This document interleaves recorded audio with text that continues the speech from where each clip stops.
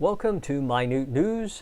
I am not a newt. My name is not Newt, but you can call me Newt.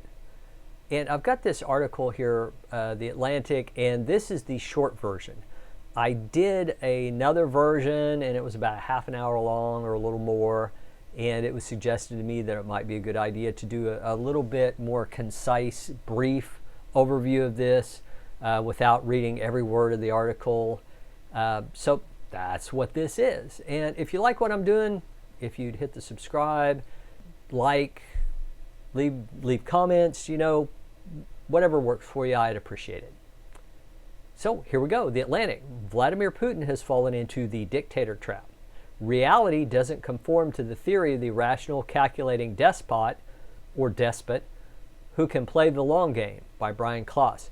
Now, the gist of this article, as I say, I've kind of gone through some of it before, is that, a lot of people think that dictatorships can be more efficient because they don't have to do all the negotiating and the back and forth, like the president going to Congress and saying that dictators can go, "This is what we're doing and we will do it now," as opposed to, months of negotiation, or this is something we desperately need to do. I don't know, like say harden our electrical grid against electromagnetic pulse or solar radiation or solar flares, that it wouldn't cost that much, but if it goes wrong, it will devastate the country, that kind of thing. But of course, some people negotiate and blah, blah, blah. No, we can't do that because I'm going to spend that money on, left-handed Filipino tilt-a-whirl operators or whatever their thing is. So anyway, the gist of it is, how did he miscalculate so badly? And you can make a strong argument that before the invasion, the West held the Russian military in pretty high regard. I mean, for the size of the population size of the country and the budget size of the country, pretty much had a pretty high opinion of the Russian military as formidable. And then they roll in and they've got tanks rolling forward without infantry support. You don't gain air superiority initially. As far as I know, I don't know that I've heard much, if anything, about them doing strikes against surface-to-air missile sites, the Ukrainian surface-to-air missile sites, because, normally in an invasion, you want to find out where surface-to-air missile sites are, then you do anti-radiation missiles to destroy them. You flood the invaded country with your aircraft, destroying their aircraft, bomb their airfields, and then you get air superiority, and then you can pretty much bomb whoever you want. Now with the what they call man-pads, the man-portable anti-aircraft missiles, that's kind of made things a little bit tougher, but you would think that the Russian military should have steamrolled over the Ukrainians in an instant, and that hasn't happened. I think that a lot of them thought that it was going to be 3 or 4 days and they're done. That obviously is not the case. So what went wrong? Where did he miscalculate? Because obviously he's not all omniscient and all powerful and savvy and calculating, as it says here, playing the long game. And he may be playing the long game because he sees a weakness in the West and he's going to take advantage of it, just as he did in 2014, have a few years of difficult relations with the West and throw some money around, and people have a short memory, and soon he's back to where he was before. And he's, in the 2014 case, he's gained Crimea, secured their military base or naval base there. Autocrats such as Putin's eventually come to what may be called the dictator trap. Strategies they use to stay in power trigger their eventual downfall. So basically the gist of the article is you squash opposition. Well, the only problem is that if you have stupid ideas, there's nobody there to tell you it's a stupid idea. You have yes men, or in some cases yes women. Regardless, it doesn't matter. You're surrounded by people that go, "Oh, you're just brilliant, that's amazing. We should just invade Ukraine right now because, the Russian military is as strong as it ever was under the Soviet Union, and it's just as strong as NATO. It's just amazing. We'll just roll over them. They won't even see what hit them." And of course, not so much. They misunderstand their population, don't see the threats coming until it's too late. Thing is, with the totalitarians, governments, whether you're the head man or you're 5 spots down, when the going's good, you're living high on the hog. The only problem is, when you hit a rough spot, you can't come out and say, "Oh, well, I'm going to retire to spend more time with my family." You usually end up dead. For those of us living in liberal democracies, criticizing the boss is risky, but we're not going to be shipped off to a gulag. If you went to, say, Stalin, or in this case, Putin, and said, Vladimir, dude, we got a lot of drunks in the army. We got a lot of conscripts who really don't want to be there. They got a bunch of millennials. They just want to be at home playing PlayStation and looking at porn on Pornhub and eating at McDonald's. You know, they're not going to fight that hard, so, oh, well, we just won't tell them that they're going to war. We're telling them it's a training exercise. Yeah, training exercise. And look how well that worked out. If you do speak truth to power, then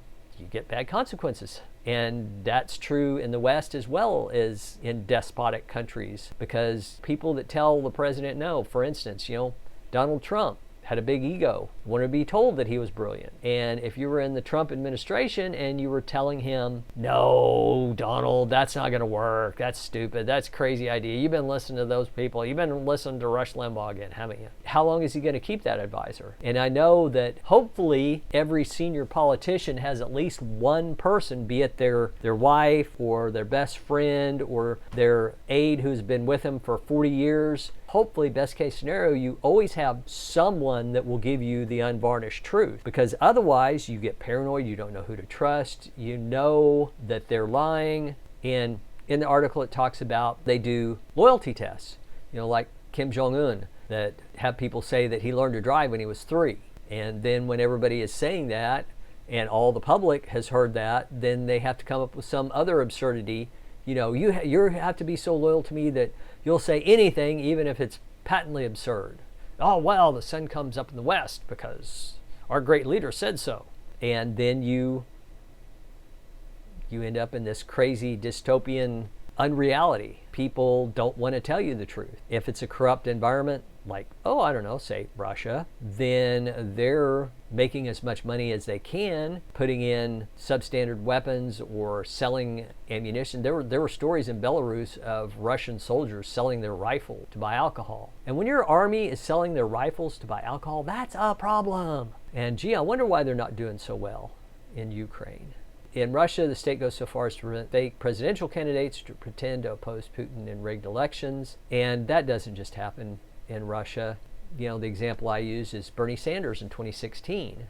And my personal opinion, that Bernie Sanders was controlled opposition, that the Democratic Party had him to engage with the far left socialists who wanted free health care and wanted their student loans paid off. After some jiggery pokery that Bernie Sanders lost to Hillary, then Bernie comes out and says, well, she's not perfect, but she's better than the other guy. So even though you're a dyed-in-the-wool socialist, vote for her.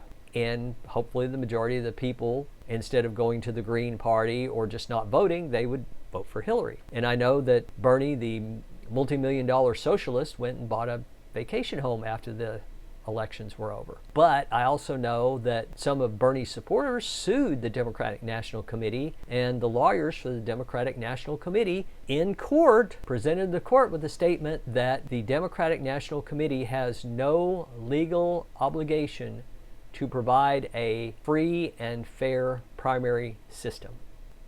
Wow. And not that I'm saying that the Republicans are any better. The Republicans pull crap all the time too. And the Libertarians.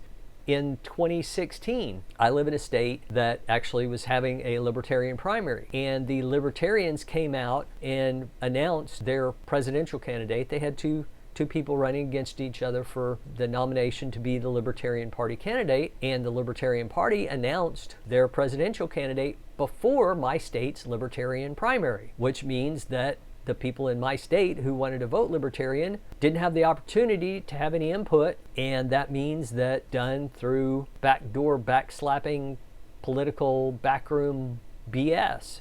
As long as that happens, why would anybody turn away from one of the major parties to vote for the Libertarians, who are very, very unlikely to win, and especially with that kind of attitude, what good are they? But anyway, back to the story. Live in a fake world long enough, it begins to feel real. And that's one of the things that the risk of miscalculations are compounded. But that's what I started to say, is that's one of the things that a lot of totalitarian governments or people in insular environments, they don't get any other responses. It's like in California, there's a Democratic supermajority. I bet you if you talk to a lot of California politicians, Democrat politicians, because that's the vast majority of politicians in California, that they don't have any fear of Republicans, and they probably don't personally know any Republicans, whether it be politicians or even just their friends in their friends and social circles. So all they're hearing is reinforcement of what they think. It's kind of a one-sided echo chamber kind of situation. And yes, I'm sure that in Texas, Oklahoma, Tennessee, there are similar things going on with the Republicans. The thing is that you need to get the opposition's viewpoint and listen to it fairly to, first of all, decide, is it BS? And also to refine your viewpoint by working on your responses to their argument. Some Russian experts, such as Fiona Hill, have recently suggested Putin has spent much of the pandemic isolated and alone, poring over maps of the Russian Imperium. So, again, that it's emphasizing the isolation, as they say, the vacuum effect, that they're not hearing anything else. And he's, I'm sure, quite out of touch with his people, just like, American politicians. You send Nancy Pelosi or Mitch McConnell or some of these other politicians to Congress, and they're there for 40, 50, 60 years. It becomes the fact that their district is that place that they go visit every once in a while. They're living in Washington. They're dealing with Washington people. They're on the cocktail party circuit. They're not hearing what regular Americans think. And it's even worse, I'm sure, with Putin, because he's just hearing what his advisors are brave enough to tell him, which is 90% of the time what he wants to hear. He may end up on the outs because of that, because at a certain point, if a lot of the Russian oligarchs are getting hurt by the sanctions and having their yachts confiscated in the UK, and the war not going well in Ukraine, Putin may have a tragic accident or have a stroke, heart attack, COVID, whatever, and when in reality he's taken out behind a building and shot in the head.